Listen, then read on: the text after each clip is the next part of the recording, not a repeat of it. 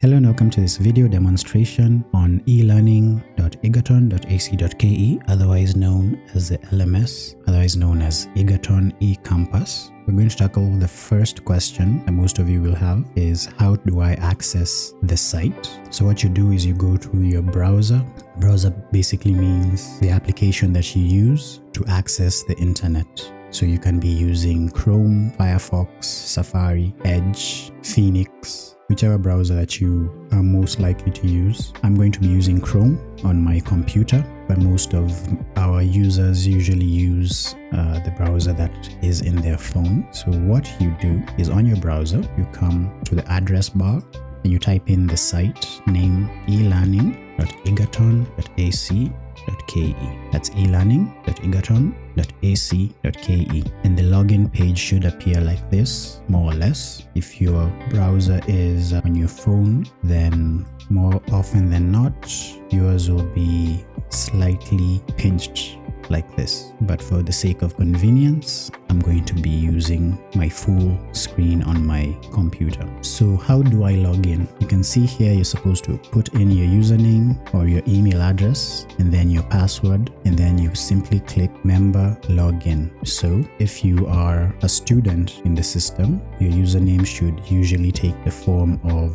your registration number. So for example, if my registration number is S1202367/23, this is how my username will appear. And then I simply put the password I was provided or the password I have set for my system, and then click member login. If you do not remember your password, you can simply click on lost password, and then you have some instructions here. You're asked to reset your password, submit your username or your email address below. You'll find that if you submit and you click search, the system should send you an email on how to reset your password. However, if you select both, you will see that you'll get an error because you're supposed to put either one or the other. So either your username or your email address. Usually we suggest to students to use their email address because you might have a typo in your username, or maybe in the system your username isn't configured correctly,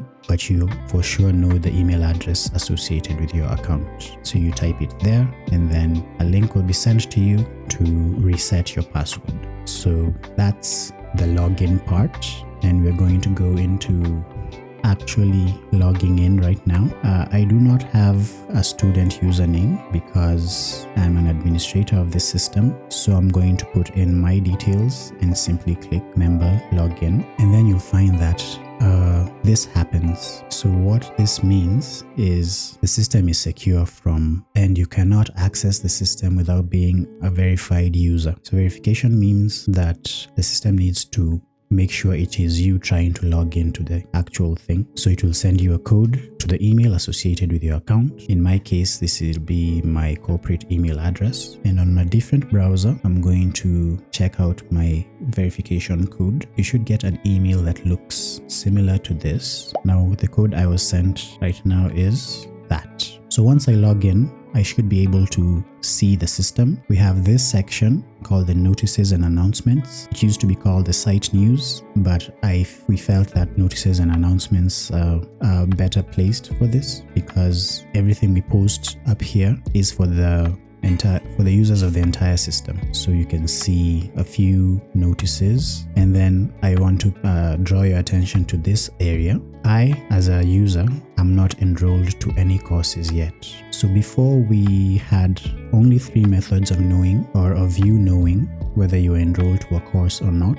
You could either search for your course in the categories, you could go to my courses, or you could search where your courses are. So now we have improved our interface so that you will see whether you're enrolled or not the first thing you do when you access the site. So that's basically it on logging in. I'm going to pause for a bit so that we can start with editing your profile.